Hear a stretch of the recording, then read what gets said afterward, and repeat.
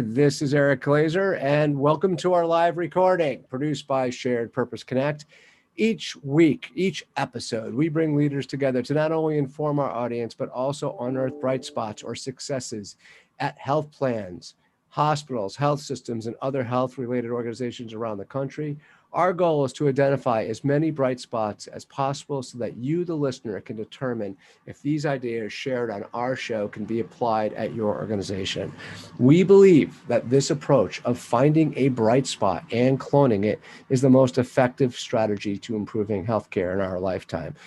If you are joining us for the first time, I encourage you to subscribe to Bright Spots in Healthcare. You could find that wherever you consume podcasts. That way, each and every episode will be automatically downloaded to your tablet or phone. We have had incredible guests the last quarter representing all kinds of health plans and health systems. Last week, we had the former Secretary of Veterans Affairs, Dr. David Shulkin, on the call. We've had the president of Aetna's Behavioral Health. We've had the CEO of ProMedica. I could go on and on of all these great guests we've had who share all these different ideas at their organizations. So if you really want to challenge your thinking, gain some new insights to bring to your day job, I encourage you to subscribe to Bright Spots in Healthcare. You could also check it out at sharedpurposeconnect.com/podcast, and you could choose whatever platform you use to subscribe to the show.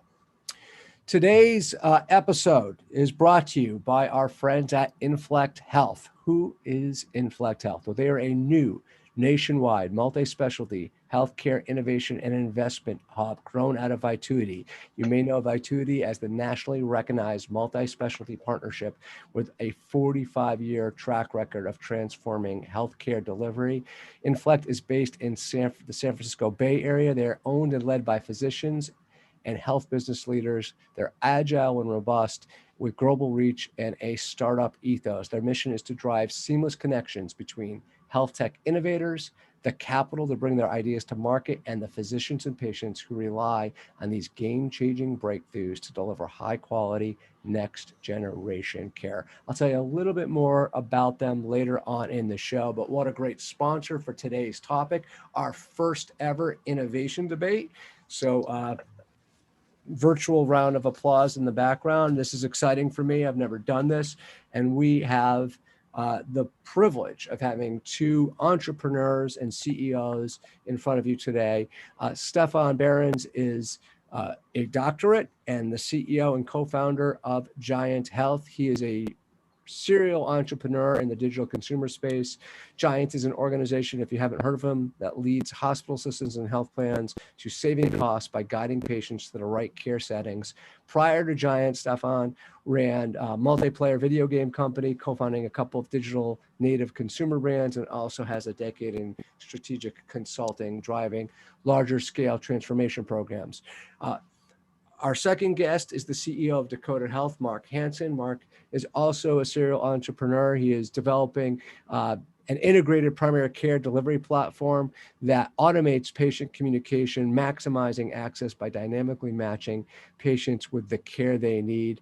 Previously, he was the senior director and entrepreneur in residence at SRI International.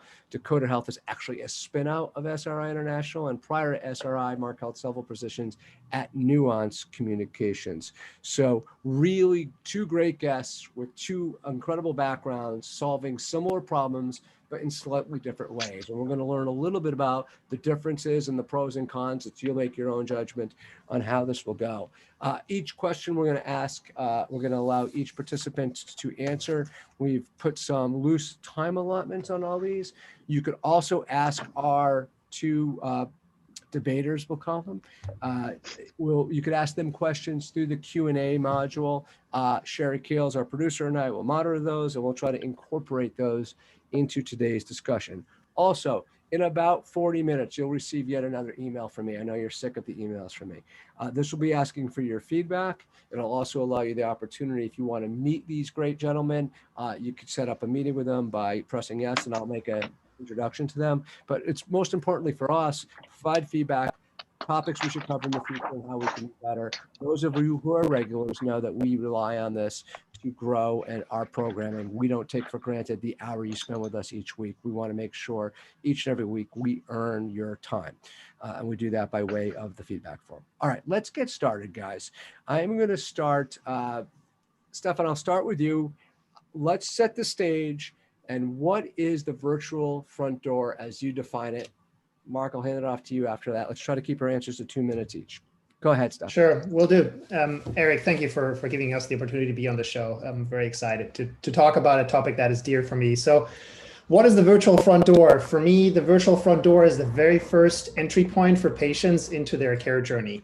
So it kind of takes patients by the hand to go from looking around online to all the way getting their needs and their concerns met. And that whether that is answering a question or guiding them into the right care at the right time, at the right venue for their specific medical issue, it's all of these things.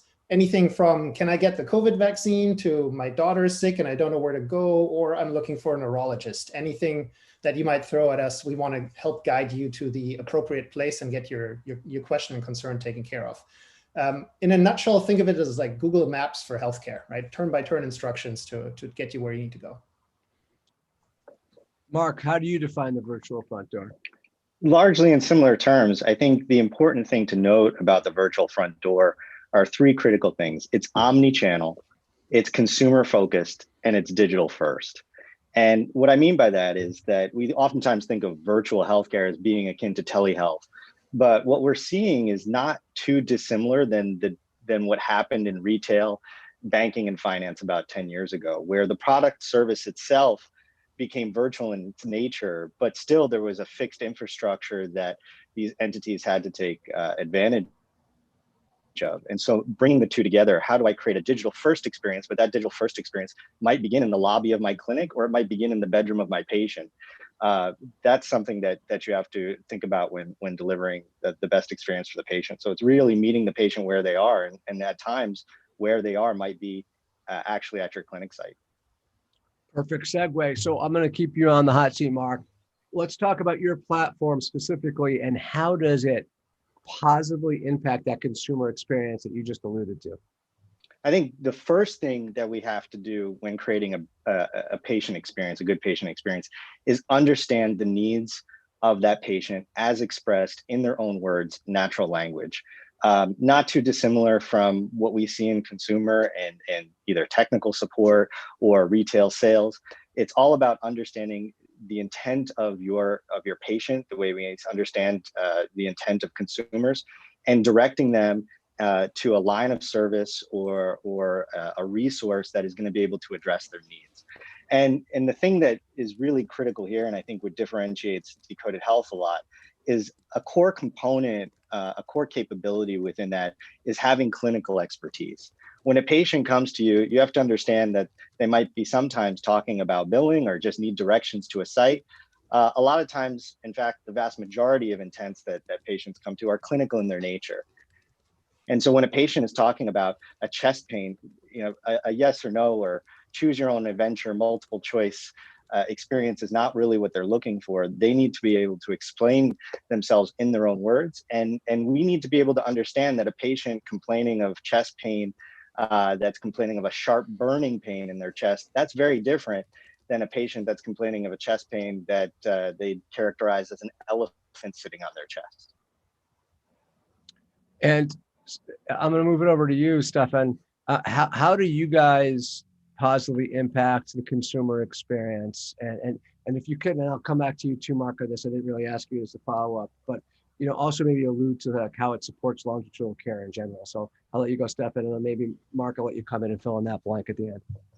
Sure. I think a lot of what Mark said rings true. I think it's about meeting patient consumers where they are, understanding their language, and whether that's English or Spanish or some other language they want to interact with, and making it easy for them rather than forcing them to choose, one of 5 different care venues and then getting them into a booking flow. It's understanding first what it is that they're trying to accomplish, and ideally doing so in an experience that is easy for patients, whether they're 18 or 80 years old. Right. And the one thing that we've seen that all patients can do very well, regardless of age and tech savviness, is text, because they text with their nieces and they text with their grandchildren, regardless of age. And it's the number one thing that millennials use on their phone, right? So it's kind of the interaction modality of choice, in addition to picking up the phone and calling.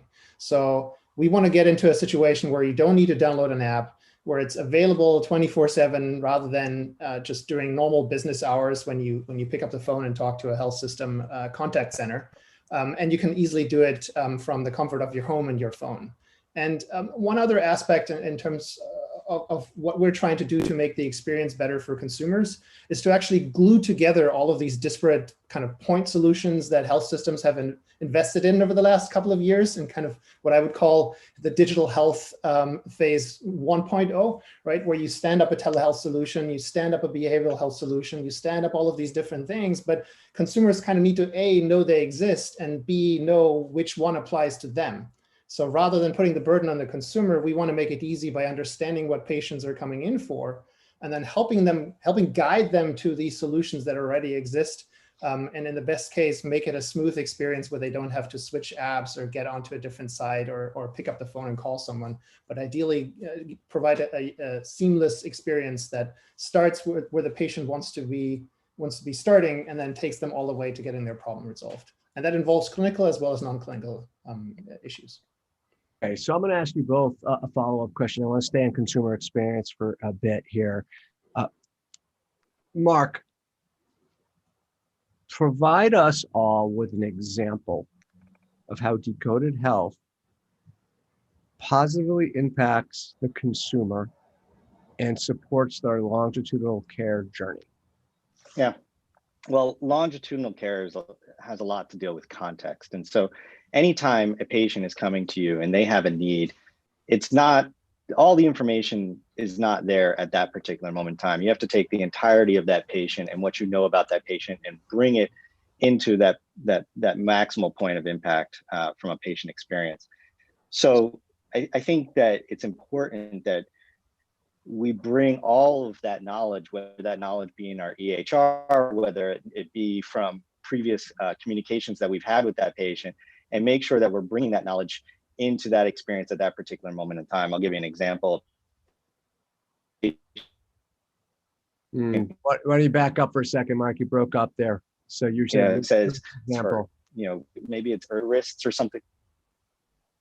For example, if a patient came in complaining of wrist pain, we might think of injury or something like that.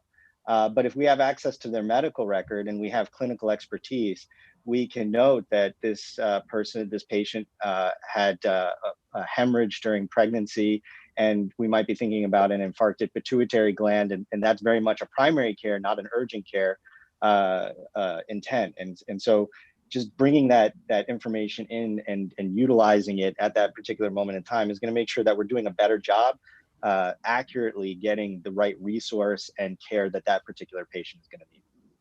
And would that be like a specific use case of your platform? Like, could you provide one, or would that be exactly the use case? That would be exactly the use case. I mean, managing, getting the patient to speak in their own words, but as you are gathering that information, making sure that you're pulling from all of the disparate resources where you have information about that patient, whether it be previous conversations that you've had through your automated interface, or conversations that patient has had within the clinical setting, so that you can make sure that you are then providing that patient the best patient care that they can possibly get. And a lot of that is making sure that they're going to the right place. Okay, Stefan, you're up. Same question. How does GYANT, can you provide an example of how GYANT positively impacts the consumer experience and supports their longitudinal care journey? Yeah, I think if you think about the longitudinal care journey, there's actually kind of two levels. There's kind of let's say the micro level, where you're talking about one episode of care, right? The patient starts online, has a problem that's ill-defined, is trying to find out where to go for care, but then makes an appointment. And then after the appointment, hopefully it gets better, right? That's kind of one care journey on the micro level. And then there's the longer longitudinal view, which is between individual episodes of care. For example, if you have a chronic condition that requires you to check in with your doctor every 3 or 6 months, and the example that Mark gave, right, that's kind of between episodes of care or across episodes of care. I think there's a lot of room to improvement, and I'll give an example for how GYANT does this for that micro view first, right? So I want to make that entire journey from looking for care, getting scheduled for care, whether that's virtual or in person, to the whole intake experience where I'm taking care of all the forms and the clinical intake before you even show up and meet the provider, all the way to closing the loop after you leave the hospital or after you leave your visit or after your telemedicine visit, by closing the loop and actually reaching out to you, see, has your problem resolved? Do you have any further issues or questions that we can answer for you? And hope increase quality, because in many cases when clinics get busy and people show up for urgent care, clinicians have like a 5 to 10 minute window to make decisions, and then patients leave the premises and you don't really know what happened to them. In the worst case scenario, they pop into the ED a couple of days later. So how do you close that loop in a way that is efficient on the clinician's time? And there's a lot of ways of how we can do that with automation, by text messaging patients after their care journey and checking in with them and asking a few questions to see how they're doing and whether they got their prescriptions filled and things like that. So that's really closing that loop and supporting a longitudinal journey for the patients from search all the way down to getting their problem solved. Okay. And Eric, just to kind of touch on that, one of the other things is that kind of the definition of encounter is changing. I think one of the other things, along with the change in perception of an expectation of the patient, is the ability to support asynchronous communication with your patients. So your patients may not be always talking to a doctor in real time. They may be getting questions asked and answered asynchronously through text. We support that. And when you think about longitudinal, it's not just visits at the doctor or encounters at the clinic anymore. It's a much larger fabric of interaction and data that you have to work with. Okay. Yeah. And folding in more people than just the physician or the clinician and provider, right? You may have a nutrition coach, you may have a nurse that's involved, or a patient support agent to like get them into a follow-on appointment, right? So there's a lot of different resources across the system that need to be orchestrated into that one care journey. Okay. I know we want to move into like operational workflow, but I feel like I still want to get our audience a little bit more in their mind's eye and how both your platforms deliver that. So before we get into sort of fitting into operations, I'll start with you, Stefan. How does GYANT enable that experience? How does GYANT enable the ongoing ubiquitous communication channel, whether it be live or asynchronous, that provides that experience? Can you give us something kind of tangible in our mind's eye to think through? Yeah. So for example, for most of our customers, we first deploy as a chat widget on their websites, because it's the first path that a lot of consumers and patients will go to when they're looking for care, right? So as you've seen in so many other e-commerce sites or other internet businesses, you'll have that little bubble at the bottom right-hand corner that says, if you need help or you have questions, you can talk to us, right? It pops up and then we ask a simple question first, which is, how can we help you today? And then all the use cases we discussed before. In the best case, we guide you to a visit, book an appointment for you, and then that experience ends. But as that visit comes up, we then text message you the day before to check you in, or the day off to check you in, and go through the questions that you would normally be asked as part of the visit, right? Confirm your medications. What are you coming in to be seen for? In some cases, we have that information before from you because you already went through the triage process. So we essentially have an outline of your history that we can already use. But there's additional questions before the visit that a provider would want to know before they see you, right? So that streamlines the process. Then you see your provider, and all of that information flows into your medical record, right? So it's available, for example, in the form of a flow sheet for the providers to pull directly into their progress note with a dot phrase. So it's like 3 seconds of provider time to pre-populate the history, present, absent symptoms, review systems, and these things to kind of populate their note. And then after the visit is over, 2 days later, we check in with you again with a text message to see, hey, just checking in with you. How are you feeling? Are you feeling better? Do you have any questions? If there was a prescription, were you able to pick up and fill your prescription? Do you have any more concerns, right? To close the loop. And that would be an implementation of the journey. Folks, just a quick PSA here, because we're going to go from consumer experience into integration into workflow. So if you have a follow-up question, for our panelists here on consumer experience, now is your time to co-moderate with me and throw them into the Q&A module. Because once we move on to operational workflow, we're probably going to, that ship will have sailed as far as the opportunity to ask questions on this topic. So Mark, to you now, an example of how Decoded is enabling that positive consumer experience and that positive longitudinal care process.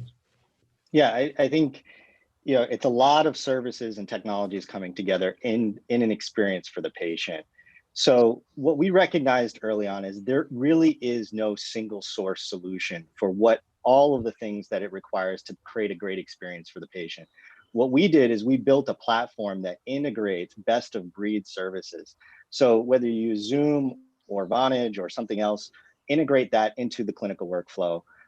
We do same, a lot of non-clinical things have to happen before you can actually start a clinical encounter, like determining if the patient is a new or existing patient, and that integration into the EHR, determining eligibility and benefits, integrations into Experian and Change Healthcare to get the insurance verification and validation, the ability to actually take a picture of the card and have that information automatically populated.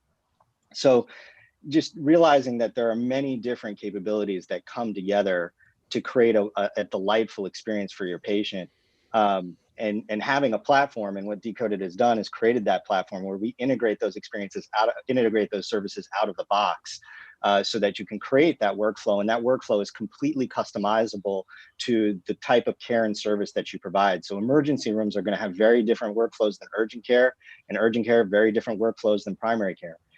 So that your system has to have the flexibility to customize the workflow to the particular care environment. And then, just going back to what Stefan was saying, I completely agree. The first thing is just figuring out what the patient wants. And this is where I think, it's critical that we don't over-index on automation quickly. We're not trying to solve the problems that Siri and Google are trying to solve. They're trying to solve very, very high volume, low value transactions. In a hospital clinic setting, you almost have the opposite problem. You're trying to solve very high value, very critical, but relatively, in the context of mobile, relatively low volume transactions. And so there we can bring different resources to bear into that problem. So when a patient goes into the front door, we never want the patient to get an experience like, I'm sorry, I don't understand what you're saying, or let me find somebody who can help you with that, and wait for 20 minutes. You need a system that is absolutely infallible in its ability to understand and recognize what that patient's intent is and what they're trying to communicate. Because ultimately that is a reflection of the type of service that they're going to get down the line. And it's a reflection of the brand of the healthcare institution that's providing it. And so from our perspective, what we do is we have access to over 3,000 human in the loops. And if our system gets to a point where it is not certain, absolutely certain of what the patient is trying to say, we bring in human intelligence in real time to make sure that that patient is getting a response that is completely appropriate and accurate to the intent and expression that they provided to us. All right, great. I have one more question on this topic because it comes from one of our audience members. By the way, my Q&A module, those of you who are watching this, is on my other screen. So I'm not looking away at someone, just looking at my Q&A module. People often ask me about that. So I'm going to start with you, Mark, and move over to Stefan. How can your product support the unique challenges of the Medicaid and uninsured population and their experience? Mark? Yeah, okay, sure. No, I think, or Stefan, either one. No, I'll move the Stefan next. Go ahead, Mark. Okay, go ahead. So I think what the question is trying to get at is how does this help underserved populations, and or conversely, how does it help serve capitated populations, right? So capitated payment. So I'll take both sides of that question. Underserved populations, you need to help scale the delivery of healthcare. And what we recognize is that the critical rate limiting resource within the clinical environment, within the delivery of healthcare, is the physician. So you have to be doing the type of work that the physician is doing, because they are the bottleneck. Their clinical expertise is what is limited and missing in a lot of what we need in order to scale healthcare to underserved populations. And so that's where we've really focused. We've focused on creating a system that has that clinical expertise, so we can start to do an intelligent collection of the history, present illness, an intelligent collection of review of systems, and communicate to that information to the physician, so that they can get value out of it, be more efficient and more impactful with the time that they have with their patient, and at the same time, because of that efficiency, see a larger population of patients. Because we're automating that communication, in many instances we can do a better job at population health management, and therefore get out to those communities in a way that we haven't been able to in the past. Largely, also kind of meeting the reimbursement that's in that particular payment model. And then with capitation, it's the same thing. You're trying to do the best you can with the money that you're getting per patient, and that does require to think about how we leverage technology so that we can increase the engagements with our patient and make sure that we can communicate with our patients on a higher level of frequency, and that they have access to care, but we're not driving up the cost at the same time. Same question to you, Stefan. How do you best serve the Medicaid and uninsured populations? Yeah, it's going to be along the same lines of what Mark mentioned. Ultimately, it's about bringing down the cost to serve for, especially in the primary care side.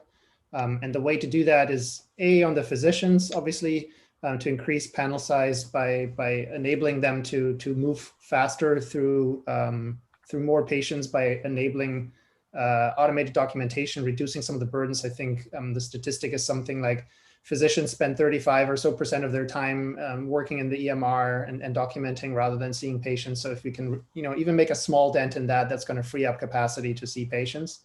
The other aspect is there's also a 4-to-1 ratio of like support staff to patients that include, to physicians. So that includes front desk, medical assistants, scribes, nurses. And I think a lot of those tasks are also potentially can be supported with this type of technology. On the front end, when it's about scheduling and bringing patients in and taking their history and making sure, and also once they leave, making sure that they're well cared for. So increase the quality of outcomes without necessarily increasing the human resources that need to be deployed to these populations.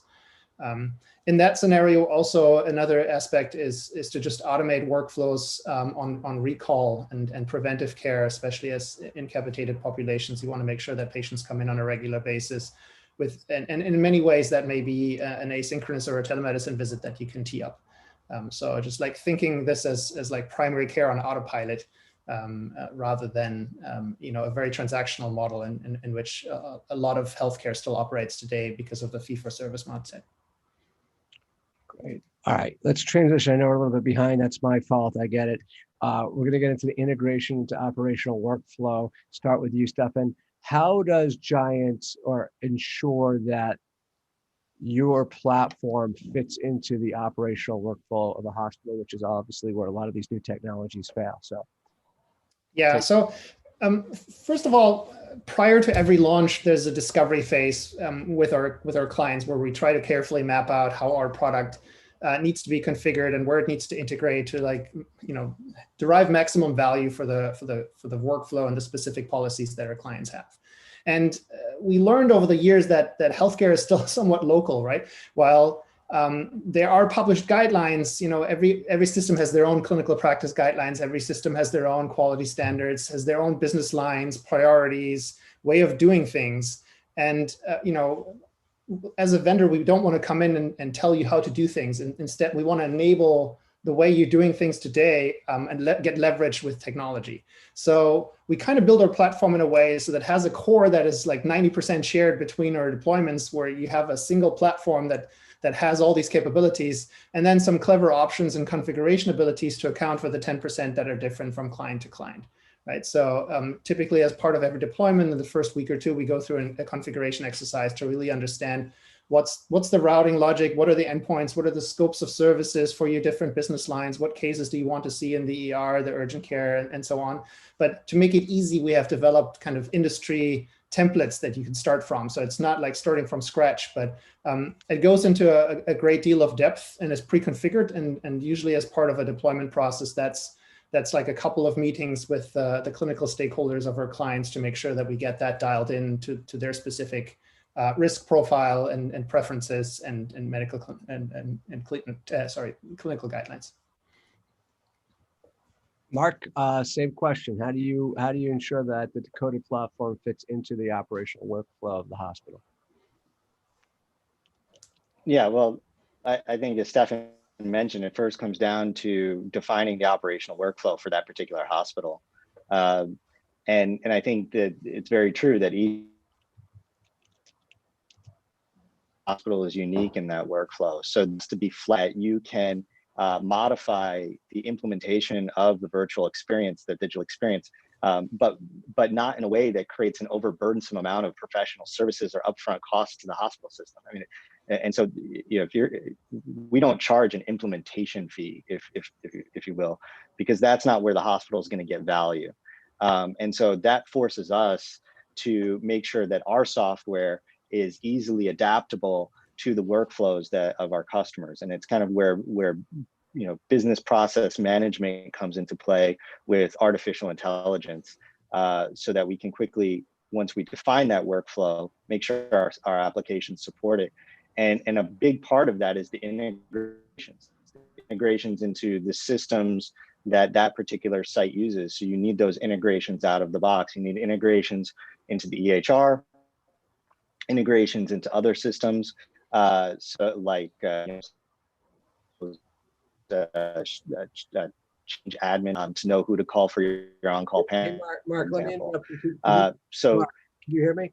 Can you go back about 15 seconds? yeah, Very broken up there, and you were saying something that I think was important. we're exactly up. Sorry. Why don't you just reel it back? You were talking a little bit about integration. You got really garbled there. I wish I had the word to cue you up on, but like I said, about 10, 15 seconds. Mark? Did we lose him? I hope we didn't lose him. Never had that happen before. All right, here's what we're gonna do, folks. We're gonna wait for Mark to come back. I have a live read coming up. Nope, we're good. We're good. Go ahead, Mark. Go ahead. So we were lost in integration. I apologize for that. Switched over to a different network. So you know, the integration into the EHR and all of the systems that particular hospital uses is incredibly important. You know, you've got to integrate into the EHR. You've got to integrate into scheduling and you know, some hospitals use like shift admin or something like that. So you have to be able to integrate and make sure that the platform supports those integrations out of the box. And so, you know, that's a large part of where we focused, is combining the clinical expertise of our system, but also the integration with all of these other subsystems that need to come into play with that. And then, you know, talking specifically about the EHR, if you've seen one EHR instance, you've probably seen one EHR instance, and that they're all extremely unique. And so, you know, being integrated at the API level of Epic, Cerner, Athena Health, or whatever underlying EHR is critically important. But I think what we're seeing is that not every hospital system is on the latest and greatest version of the EHR. And so if you're going to support those workflows, you have to bring in a different set of technologies around robotic process automation, so that you can fill the gaps where those APIs don't necessarily exist for that particular site.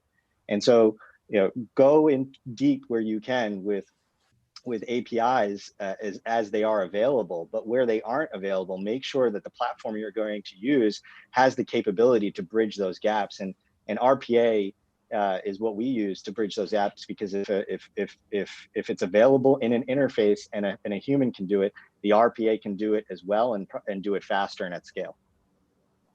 Nice. And that was clear. Awesome. I'm going to take a quick pause here, folks. We can't do these shows each week without the incredible support from our commercial partners. Today's sponsor is Inflect Health, as I mentioned to you at the beginning of the show. As a reminder, they're a new nationwide multi-specialty healthcare innovation and investment hub. So if you are a hospital health system or a startup company, you want to be listening to this especially carefully. They are owned and led by physicians and healthcare business leaders. As I said, they're spin out from Vituity, one of the largest hospital staffing companies in the country. And their mission, and Inflect's mission, is specifically to drive a seamless connection between health tech innovators, the capital to bring their ideas to market, and the physicians and patients who rely on these game-changing breakthroughs to deliver high-quality next-generation care. And they've built their model on three pillars: access, innovation, and compassion. So for access, they like talking about how they bring providers and healthcare experts together with entrepreneurs and technologists in a meaningful way to develop solutions that make an impact on the world, that are implementable and are actually pragmatic. Around innovation, they are all about pilots, and they have a deep understanding because they literally work in these hospitals as physicians. This is what they do. Most of them are practicing. So they have a deep understanding of the ins and outs of the healthcare landscape, how it works, how the products and the services and the tech actually get integrated. We just talked about integration being a big potential failure point for these platforms. This is what Inflect allows you to do if you're a hospital, is allow you to make sure you have successful implementation. So they work from due diligence to risk assessment to R&D. They're always on that cutting edge of delivery. And then from a compassion standpoint, because they're owners, they're partnership owned, they're physicians, they care deeply about their people, and they get in the real life and how they can make an individual who comes into a hospital or care setting, make their experience better. So if you want to check them out, inflecthealth.com, I'll spell that for you, INFLECT health.com. One of their physicians, who I know pretty well now, I've been talking to him over the years, Dr. Joshua Tameo-Sarver, he's their VP of Innovation. If you want to meet Josh and learn a little bit more about what they do, and I'm telling you, he's a practicing doc, and there's very few practicing docs who are as thoughtful and savvy around technology and business implementation as Josh. If you want to meet him, I can make a personal introduction to Josh. I'm going to have Sherry put up the poll, and you can learn more about what Inflect's doing. So whether you're a startup company that wants some help, incubation services, or if you're a large hospital health system and you want help with implementation of new technologies, you want to be talking to Josh. We'll put up a poll in a second, and I'll make a personal introduction to him. Oh, I did not make Sherry a co-host. This is production error 101. Sorry, Sherry. That will go up in a moment. Let's move on to the next question. I want to bring in, I'll start with you, Mark. When you implement, what type of data do you rely on to create an exceptional experience? And then how do you gain access to that data? And I will put up that poll in a moment.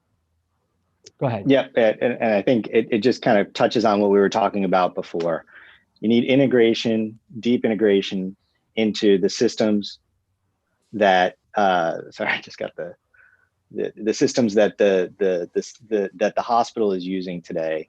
I think another thing that's important, as you look at the APIs that are available, is that you've got ways to bridge the gaps, because not every health system is on the latest version of Meditech or Epic and has that capability. So RPA becomes a tool. If your platform vendor should have RPA as an ability, so that you can bridge those gaps. And then recognize that, I think the thing that we hear a lot is, don't fix what's not broken. So if systems are working well, don't take the user of that system out of that system, integrate with that system.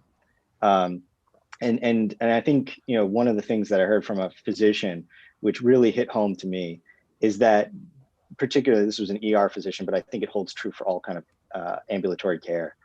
It's a high risk environment, and clinical care is a high risk environment, and a lot of that risk is mitigated through the protocol and workflows that system has implemented. And so the objective of Decoded Health, and I'm sure other software vendors, is not to disrupt that as much as possible. Integrate into it, create the efficiency and automation where you can create it, create a better experience for your patient. But when it comes to the providers and clinical staff, you want to make sure that you're not disrupting them as much as possible, and that requires integration into the systems that exist. Stefan, how is GYANT, when you implement, what type of data do you rely on to create that exceptional experience, and how are you getting access to it?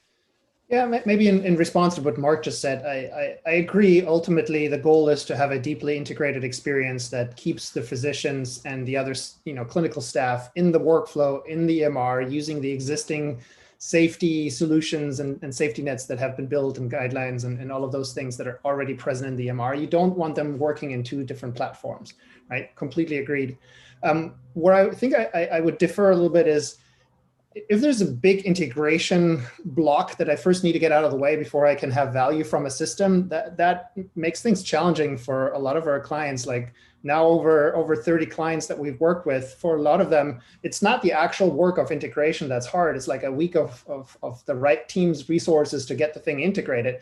But that is one project on a long list of 200 priorities they have for the year, and IT teams and MyChart teams are typically overloaded. So you could easily wait 3, 6, 9 months until you actually get your slot for the integration. So what we focused on is more like a crawl, walk, run approach. We can deliver value on your website with care navigation and answering patient questions and getting efficiency going before we even integrate into the EMR, right? So we stand up most of our customers in 30 days or less. And it's a configuration task that then gets better with additional EMR integration, but we can provide value essentially in month 2, and then wait for the right slot when we can get the integration going, and then you'll have another source of value unlocked that drives efficiency across the system. So that's kind of our approach. And maybe to the original question, which is around data to create an exceptional experience. When we first started with our implementations in 2019, they were kind of out of the box based on medical literature and a lot of assumptions around what patients might need. But since then, we've had the benefit of millions of patient interactions across all of our deployments to understand how patients talk about what they want, to understand how patients talk about challenges and symptoms they perceive, right? And we use that data to develop and improve our natural language processing capabilities, monitor our triage models, make sure that the triage questions that we ask and the clinical history questions are not too long and turning people off and making them drop out of the flow, right? So there's a lot of tweaking that happened over the last 2 years based on the millions of interactions we've seen in across our customer base.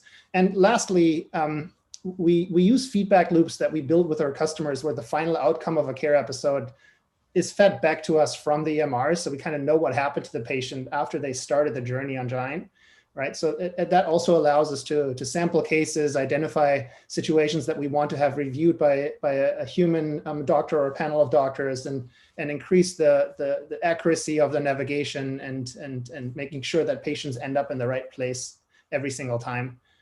So that's kind of our approach to that.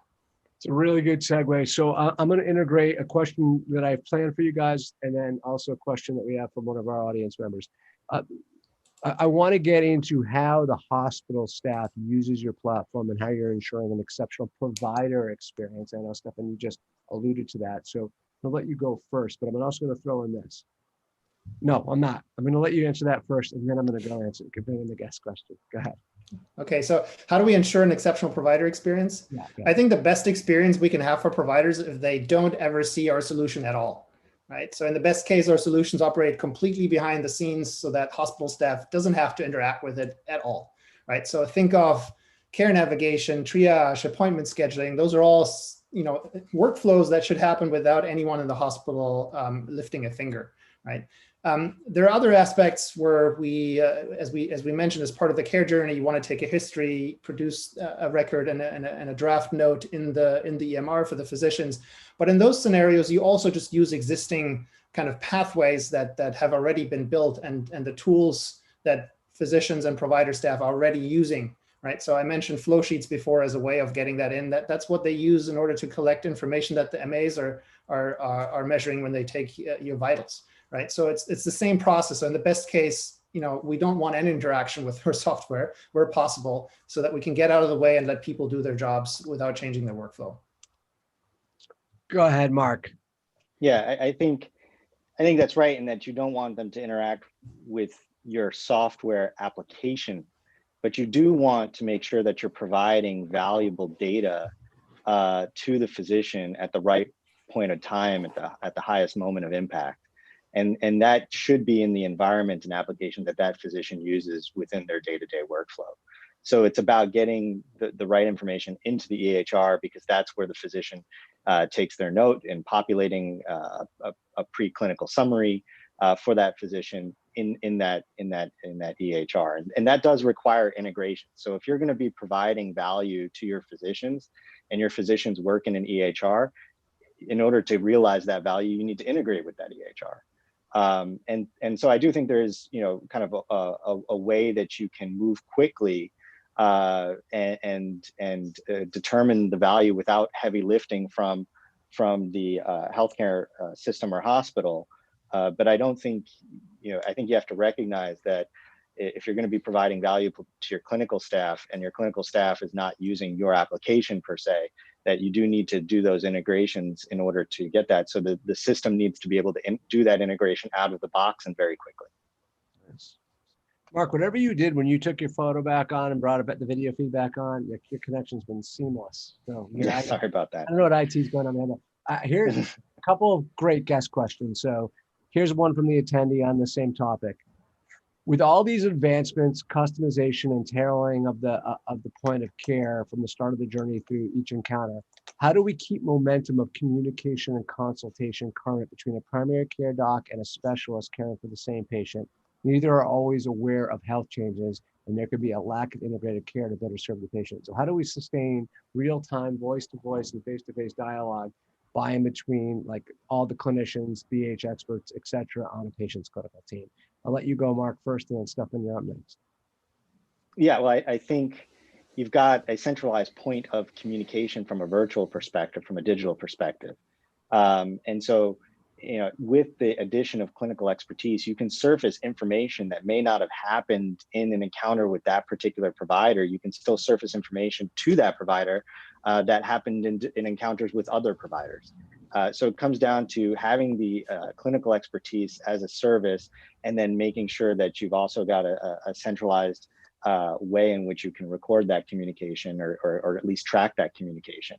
And so I think what you're seeing is kind of, in that instance, there's a kind of a new way of thinking about interoperability, but it's natural language interoperability, and then structuring that data and surfacing that data to all providers and clinical staff that are treating that patient, and making sure that you're providing the information that is specific for that particular provider at that time.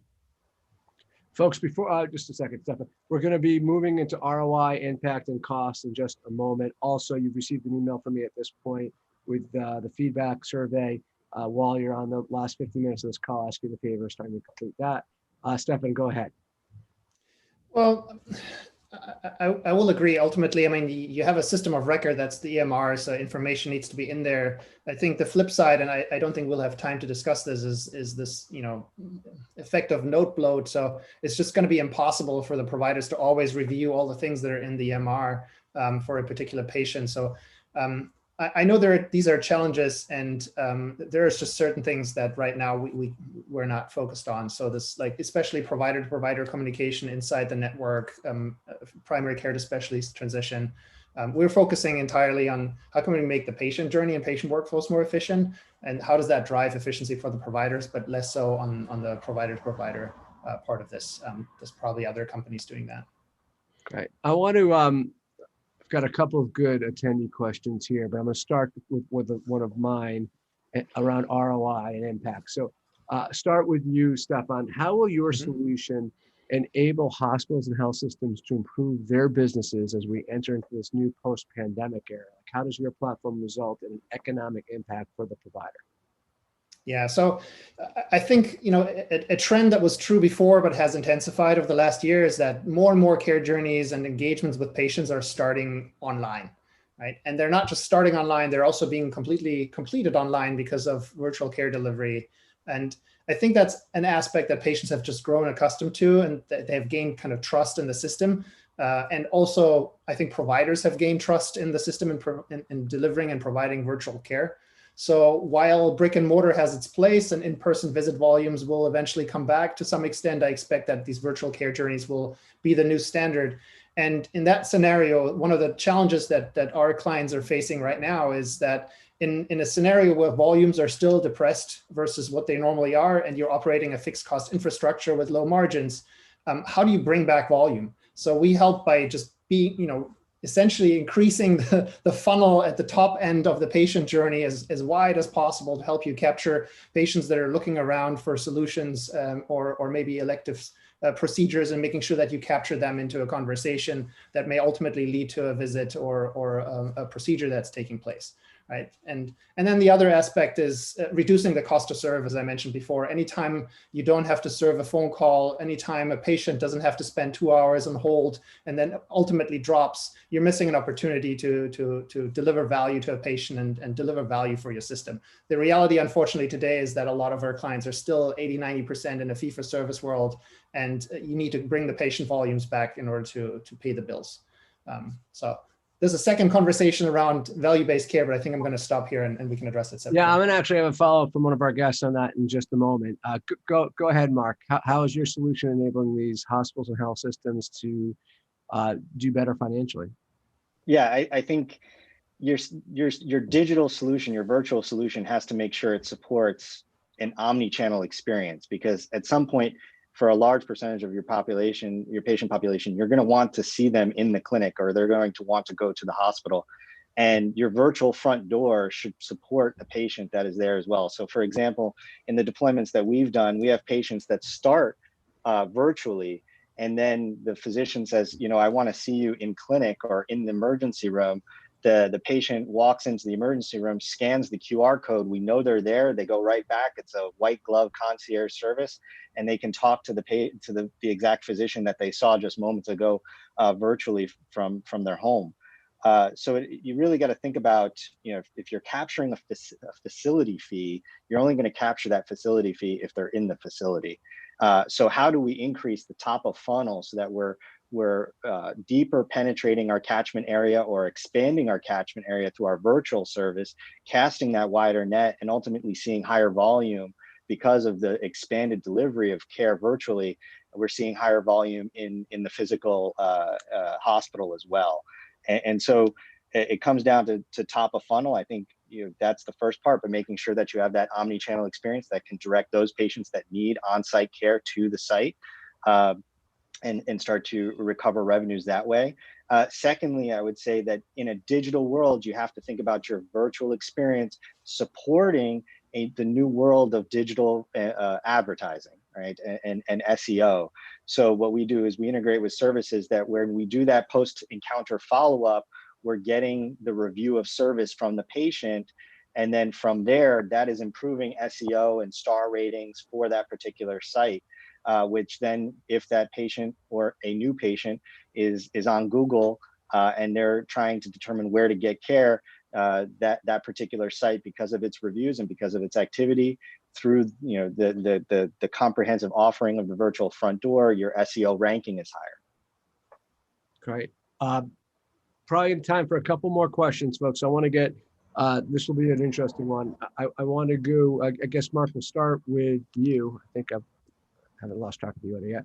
Why is your solution considered the best in the market? And also maybe incorporate one of our attendee questions into that as well. And that is, how is your platform and your software solution being impacted by the shift from fee-for-service to value-based care, which is sort of been, you've alluded to, both of you have alluded to in your last couple of answers. So why is your solution considered best in market? And then maybe in that dialogue, talk about how you're being impacted, if at all, maybe you're not, from the shift from fee-for-service to value-based. Go ahead, Mark.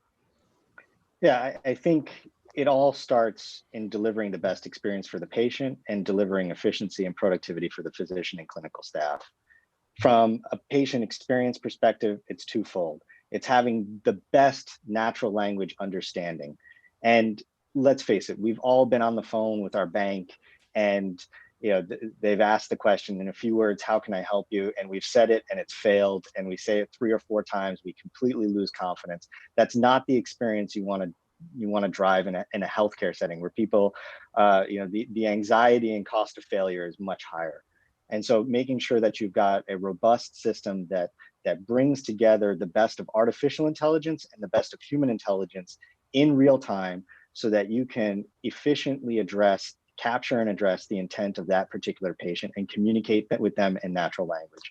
That's first and foremost. And then once you have that intent, create around it an experience, a digital first experience that is not only virtual in its delivery, but also transitions into the physical environment of the clinic or hospital, that combines together best of breed services out of the box.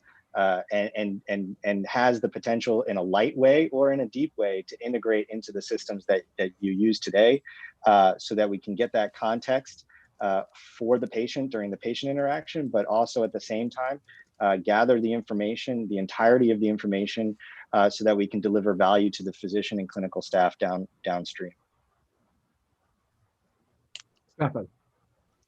Yeah, so this will sound similar. So obviously ease of use for patients and making sure patients are understood. That's kind of table stakes. I think for us, one of the differentiators is that just the speed at which you can go live with one of our solutions, as I mentioned before, less than 30 days, you're live and you see value engaging thousands of patients on your website and getting them into the right place. We've done this, as I mentioned, about 30 times now, and we have a couple of great reference customers. You can go and look at their implementations: Geisinger, Intermountain, Cleveland Clinic, Adventist Health, and countless others. And I think one other area that we've learned over the last couple of months talking to our customers is front door and virtual front door is a topic that was top of mind and is coming back to top of mind. How do I capture the patient consumer? But it's also about how do I actually present a consistent patient experience across the entire life cycle. And that's more than just the virtual front door. That goes into how do I automate the intake process and make it consistent with the experience I had before? How do I make sure that information that was shared as part of the virtual front door experience gets carried over into the intake, so I don't ask questions twice or ask them to fill forms multiple times?